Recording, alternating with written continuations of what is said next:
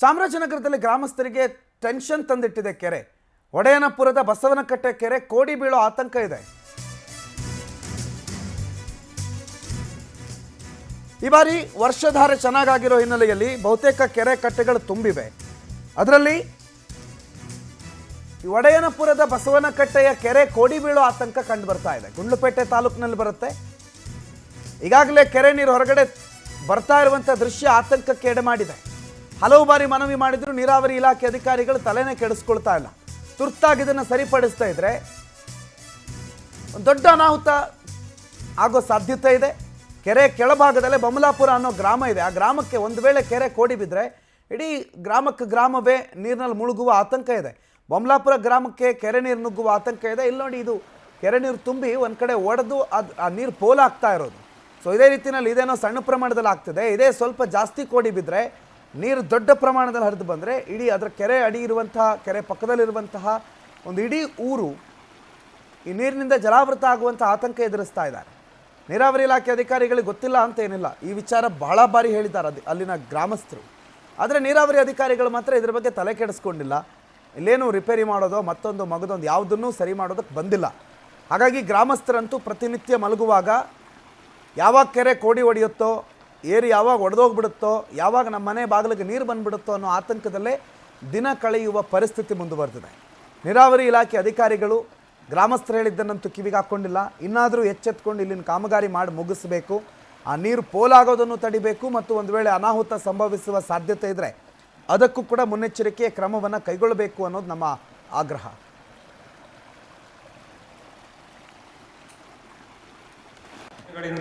ಉತ್ತೂರು ಏತ ನೀರಾವರಿ ಯೋಜನೆಯಿಂದ ನೀರು ಬರೋದಕ್ಕೆ ಪ್ರಾರಂಭ ಆಗಿರೋದ್ರಿಂದ ಇವತ್ತು ಒಡೆಯನಪುರದ ಬಸವನಕಟ್ಟೆ ಕೆರೆ ಕೋಡಿ ಬೀಳ್ತಾ ಇದೆ. ಕೋಡಿ ಬೀಳೋದ್ರ ಜೊತೆಗೆ ಕೆರೆ ಏರಿ ಏನಾಗಿದೆ, ಕೆರೆ ಏರಿ ಬಿರುಕ್ಬಿಟ್ಟು ನೀರು ಪೋಲಾಗ್ತಾ ಇದೆ. ಈಗಾಗಲೇ ನೀರಾವರಿ ಇಲಾಖೆ ಅಧಿಕಾರಿಗಳಿಗೆ ದೂರವಾಣಿ ಮೂಲಕ ಮತ್ತು ವಾಟ್ಸಪ್ಪಲ್ಲಿ ವಿಡಿಯೋ ಫೋಟೋಗಳನ್ನು ಕಳಿಸಿದ್ರು ಸಹ ಬೆಳಿಗ್ಗೆಯಿಂದ ಯಾವುದೇ ರೀತಿಯ ತುರ್ತು ಕ್ರಮಗಳನ್ನ ಕೈಗೊಂಡಿಲ್ಲ. ಈ ಅಧಿಕಾರಿಗಳೇನಾದ್ರು ತುರ್ತು ಕ್ರಮಗಳನ್ನು ಈಗ ಕೈಗೊಂಡು ಕೆರೆ ಏರಿನ ಬಂದ್ ಮಾಡಲಿಲ್ಲ ಅಂದರೆ ಕೆರೆ ಒಡೆದು ಕೆಳಭಾಗದಲ್ಲಿ ಬರ್ತಕ್ಕಂಥ ಗ್ರಾಮಗಳಿಗೆ ನೀರು ನುಗ್ಗುವಂಥ ಸಂಭವ ಇದೆ. ಅದರ ಜೊತೆಗೆ ಅಪಾರ ಪ್ರಮಾಣದ ರೈತರ ಬೆಳೆ ಮತ್ತು ಫಸಲು ಹಾನಿಯಾಗೋದಿದೆ.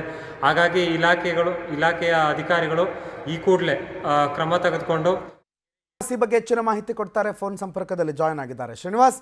ಕೆರೆ ಕೋಡಿ ಬೀಳುವ ಹಂತದಲ್ಲಿದೆ, ಈಗಾಗಲೇ ನೀರು ಪೋಲಾಗ್ತಾ ಇದೆ. ಅಧಿಕಾರಿಗಳು ಮಾತ್ರ ಯಾಕೆ ಕಣ್ಮುಚ್ಚಿ ಕೂತಿದ್ದಾರೆ? ಏನು ಗ್ರಾಮಸ್ಥರ ಅಳಲು ಶ್ರೀನಿವಾಸ್? ಚಾಮರಾಜನಗರ ಜಿಲ್ಲೆನಲ್ಲಿ ಕೆರೆಗೆ ನೀರು ತುಂಬಿಸೋ ಯೋಜನೆ ಅಂದ್ರೆ ನದಿ ಮೂಲಕ ಕೆರೆಗೆ ನೀರು ತುಂಬಿಸೋ ಯೋಜನೆ ಬಹಳ ಅನುಕೂಲವಾಗಿದೆ ಅಂತಾನೆ ಹೇಳ್ಬೋದಾಗಿದೆ. ಅದರಿಂದ ಸಾಕಷ್ಟು ಅಂತರ್ಜಲ ಹೆಚ್ಚೋದಾಗ್ಲಿ ಅಥವಾ ವ್ಯವಸಾಯಕ್ಕಾಗ್ಲಿ ತುಂಬಾ ಅನುಕೂಲ ಆಗ್ತಾ ಇದೆ ಅಂತಾನೆ ಹೇಳ್ಬೋದಾಗಿದೆ. ಯಾಕೆ ಅಂತಂದ್ರೆ ಅದರಿಂದ ಸಾಕಷ್ಟು ಜನರಿಗೆ ಉಪಯೋಗ ಆಗಿದೆ ಅಂತಾನೆ ಹೇಳ್ಬೋದು. ಮತ್ತೆ ವ್ಯವಸಾಯಕ್ಕೆಲ್ಲ ತೊಡ್ಕೊಂಡಿದ್ದಾರೆ ಅಂತ ಹೇಳ್ಬೋದು. ಅದಷ್ಟೇ ಎಫೆಕ್ಟ್ ಕೂಡ ಆಗ್ತಾ ಇದೆ. ಯಾಕೆಂದ್ರೆ ಕೆರೆಗಳಿಗೆ ನೀರು ತುಂಬಿಸೋ ಯೋಜನೆಯಲ್ಲಿ ಸಾಕಷ್ಟು ಕೆರೆಗಳು ತುಂಬ್ತಾ ಇದಾವೆ. ಆದ್ರೆ ಆ ಕೆರೆಗಳು ತುಂಬಿಸೋ ಅಂತ ಸಂದರ್ಭದಲ್ಲಿ ಈ ಅಧಿಕಾರಿಗಳು ಏನೋ ಅದನ್ನ ಏರಿಗಳು ಸರಿ ಇದೆಯಾ, ಕೆರೆಗಳು ಸರಿ ಇದೆಯಾ ಅಂತ ನೋಡೋ ಅಂತ ಕೆಲಸಗಳು ಸರಿಯಾಗಿ ಆಗ್ತಿಲ್ಲ ಅಂತಕ್ಕಂಥದ್ದು ರೈತರ ಆರೋಪ. ಯಾಕೆಂದ್ರೆ ಈಗ ನಾವು ನೋಡ್ದಂಗೆ ಗುಂಡ್ಲುಪೇಟೆ ತಾಲೂಕಿನ ಒಡೆಯನಪುರದ ಬಳಿ ಇರ್ತಕ್ಕಂಥ ಬಸವನಕಟ್ಟೆ ಕೆರೆ ತುಂಬಿ ಈಗ ಅದು ಕೋಡಿ ಬೀಳ್ತಾ ಇದೆ. ಸೊ ಅದೇನಾಗಿದೆ ಅಂದ್ರೆ ಏರಿ ಆ ಒಂದು ನೀರಿನ ರಭಸಕ್ಕೆ ಕೊರೆಯೋ ಅಂತ ಕೆಲಸ ಆಗಿದೆ. ಏರಿ ಒಡೆಯೋ ಅಂತ ಆತಂಕದಲ್ಲಿ ಗ್ರಾಮಸ್ಥರಿದ್ದಾರೆ. ಈಗ ಅಷ್ಟಾದ್ರೂ ಕೂಡ ಏನೋ ನೀರಾವರಿ ಇಲಾಖೆಯವರು ಸಂಬಂಧಪಟ್ಟವರು ಯಾರು ಕೂಡ ಗಮನ ಹರಿಸ್ತಿಲ್ಲ ಅಂತಕ್ಕಂಥ ಆರೋಪ ಆ ಭಾಗದ ಗ್ರಾಮಸ್ಥರಿಂದ ಬರ್ತಾ ಇದೆ. ಏನಾದ್ರು ಕೆರೆ ಏರಿ ಒಡೆದ್ರೆ ಆ ಊರಿಗೆನೆ ಬಹಳ ಗಂಡಾಂತರ ಅಂತ ಹೇಳ್ಬೋದಾಗಿದೆ. ಪ್ರಣೋದ್, ಥ್ಯಾಂಕ್ ಯು ಮಾಹಿತಿಗೆ ಶ್ರೀನಿವಾಸ್ ನಾಯ್ಕ್.